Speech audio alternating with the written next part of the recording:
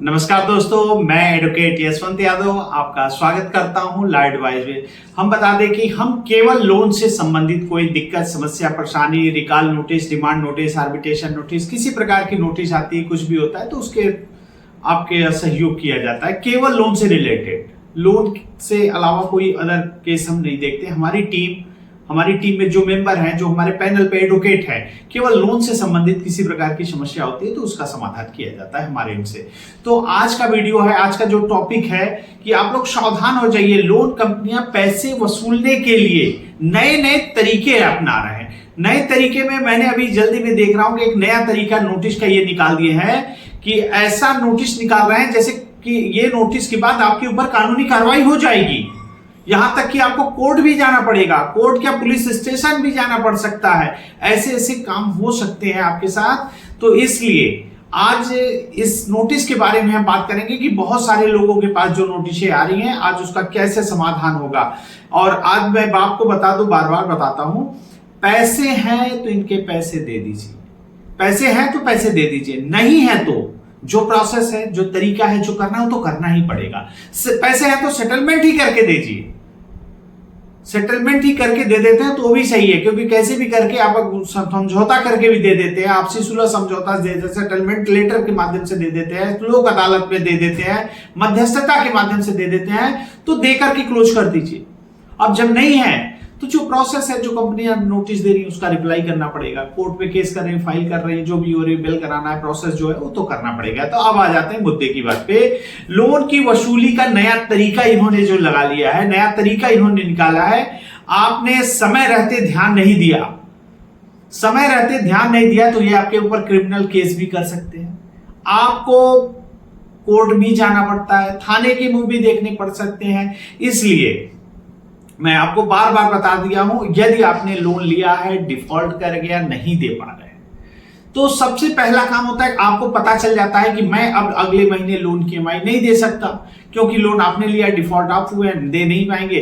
तो कंपनी को एक लीगल प्रायर नोटिस, पहला काम लीगल प्रायर नोटिस जरूर दीजिए। यदि आप लोन डिफॉल्ट हो चुके हैं, डिफॉल्ट हो रहे हैं या डिफॉल्ट होने वाले हैं, किसी भी कंडीशन में आप कंपनी को अवगत करा दीजिए। कंपनी को बताना आपकी रिस्पॉन्सिबिलिटी है। और बताएंगे कैसे? ये लीगल प्रायर नोटिस जरिए रजिस्टर्ड एडवोकेट के माध्यम से जाना चाहिए। मैंने कुछ लोग हमारे क्लाइंट थे, उन्होंने बताया सर यूट्यूब पे ऐसे ऐसे लोग भी कहते हैं कि नहीं, प्रायर नोटिस नहीं देना चाहिए, प्रायर नोटिस, कंपनी का नोटिस आ रहा है तो उसको फाड़ के फेंक दीजिए, ये कर दीजिए।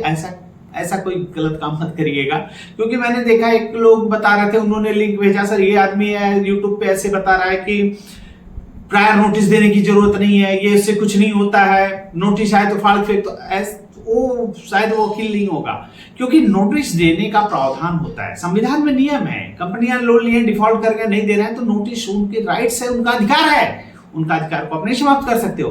तो उस हिसाब से आरबीआई की गाइडलाइन है, आरबीआई गाइडलाइन है कि आपने लोन लिया है, डिफॉल्ट करके नहीं दे पा रहा है तो कंपनी को अवगत कराना, कंपनी को इन्फॉर्म करना, ये आपकी रिस्पॉन्सिबिलिटी है। क्या आपने अपनी रिस्पॉन्सिबिलिटी निभाया? क्या कंपनी को कैसे पता चलेगा आपके साथ क्या दिक्कतें हैं, क्या सामना करना पड़ रहा है, क्या हो रहा है? तो इसके लिए कंपनी को एक लीगल प्रायर नोटिस जरिए रजिस्टर्ड एडवोकेट के माध्यम से देना चाहिए, एडवोकेट के लेटर हेड पे देना चाहिए। क्यों? क्योंकि यदि आप देते हैं नोटिस तो उसमें क्या नोटिस में दे रहे हैं, जो जिसका काम है उसको करने दीजिए।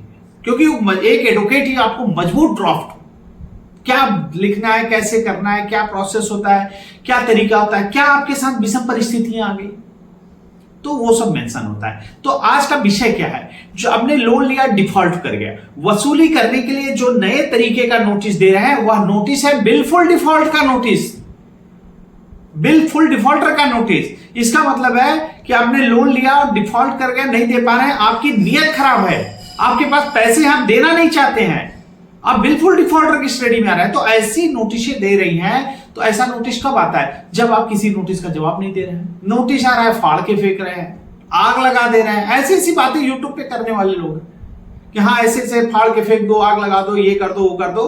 तो लीगल प्रायर नोटिस यदि आपने दिया है, लीगल प्रायर नोटिस पहले आपने इन्फॉर्म कर रखा है, कंपनी को इन्फॉर्म कर रखा है कि आपने किसी विषम परिस्थिति के कारण आप जेन्युइन डिफॉल्टर हैं। क्यों? क्योंकि आपका लीगल प्रायर नोटिस जा चुका है। लीगल प्रायर नोटिस में साफ साफ आपने बता दिया कि ये मैं जेन्युइन कंडीशन है, जॉब लॉस हो गया, व्यापार में घाटा हो गया, कोई जगह बीमारी हो गई, पारिवारिक समस्या होगी, जो समस्याएं लीगल प्रायर नोटिस में ड्राफ्टिंग होती है, आपने पहले इन्फॉर्म कर रखा है कि ये आपकी विषम परिस्थिति है। ऐसा नहीं, लीगल प्रायर नोटिस ऐसा नहीं कि मैंने लोन लिया और ब्याज पे दूसरे को दे दिया और पैसे कमाने के लिए 10%, 5%, 7% पे, तो ये कोई जेन्युइन है नहीं। आपने शेयर मार्केट में पैसा लगाया और लॉस कर दिया, ये जेन्युइन डिफॉल्टर नहीं है। आपने कोई गेमिंग में पैसे हार गए, ये कोई जेन्युइन डिफॉल्टर नहीं है।